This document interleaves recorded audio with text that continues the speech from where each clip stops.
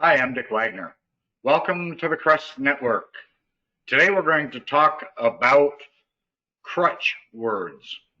These are words that we use, or partial words that we use as fillers.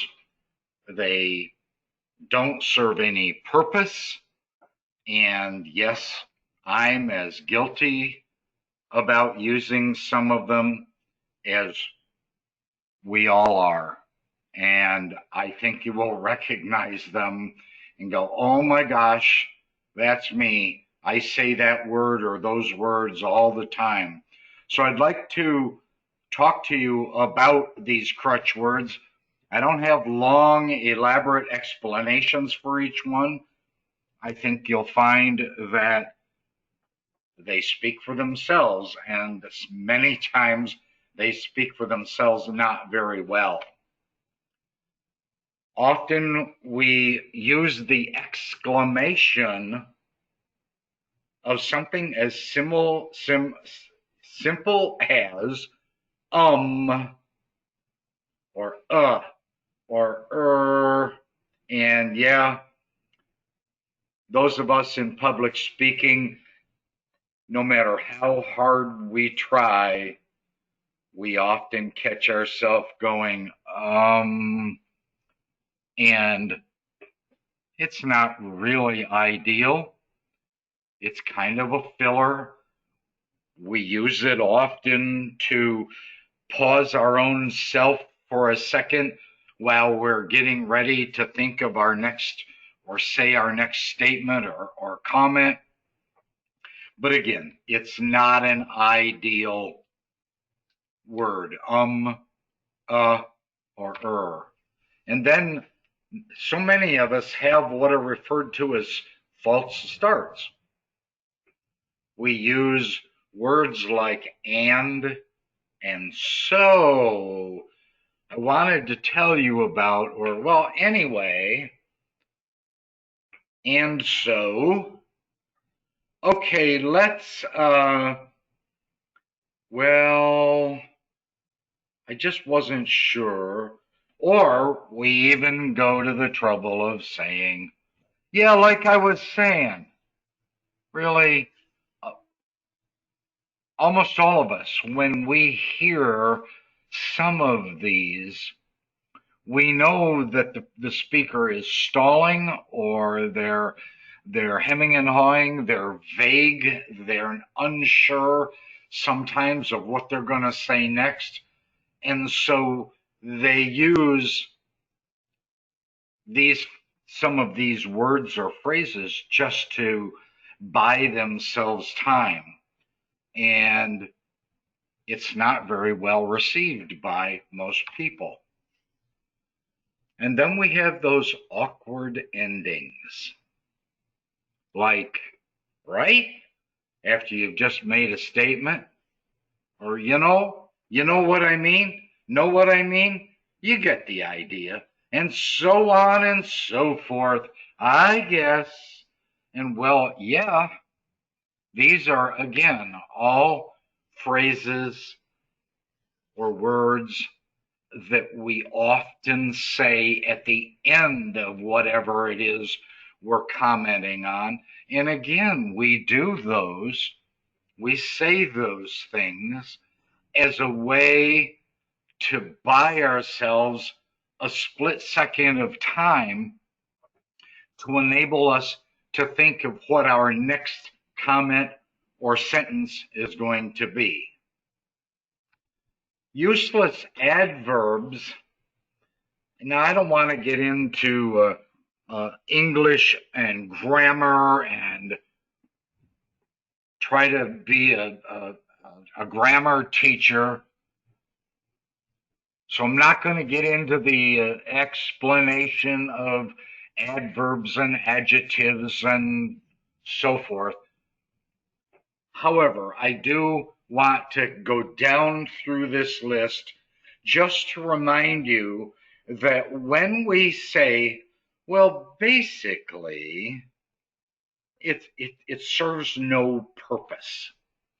Actually, I wanted to tell you, again, the word actually serves no purpose. If you just said, I wanted to tell you, it serves the exact same thing. It does the exact same thing as prefacing that with actually. The same goes for literally. I wanted to tell you something literally. I literally want to tell you something. Really, that is unnecessary in the big scheme of things. Really, truly, essentially, I'm feeling pretty good. Essentially, I don't even know what that really means if you think about it. I'm feeling really good versus essentially I'm feeling really good. It to me comes across as sort of wishy-washy. And then yeah, you can be the California Valley girl with the totally. And the last one here is one that I have been harping on for, gosh, 15 years, and that is the word honestly. You can take the word honestly to tell you the truth, truly, sincerely. You can take those words, and all they do when you use the word honestly is it raises a red flag.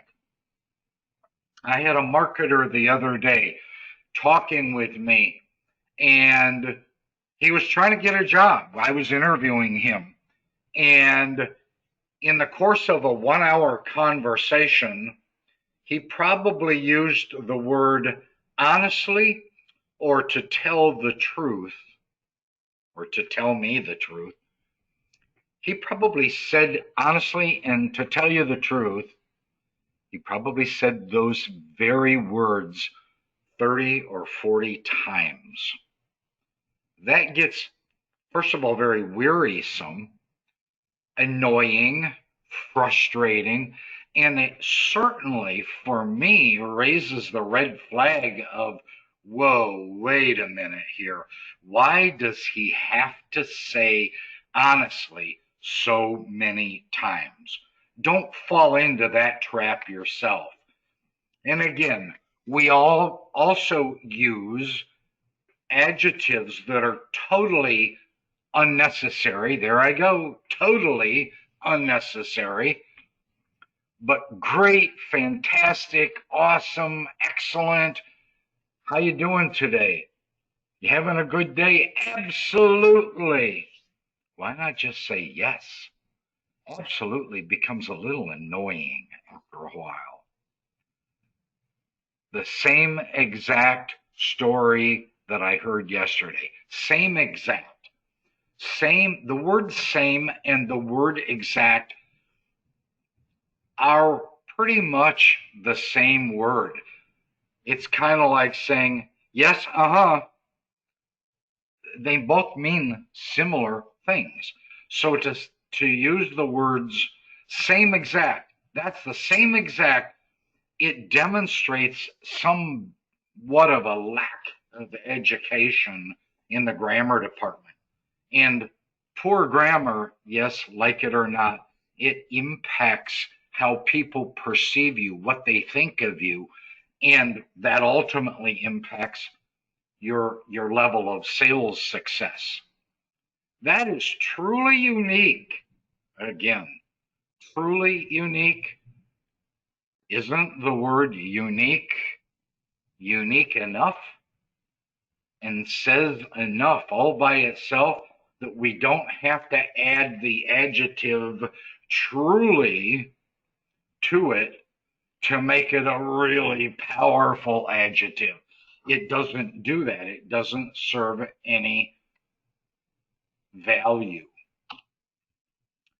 And the last one, again, I'm not trying to be the grammar Nazi here, but there are so many prepositions that are used today that are done in a diluting fashion. They water down the value.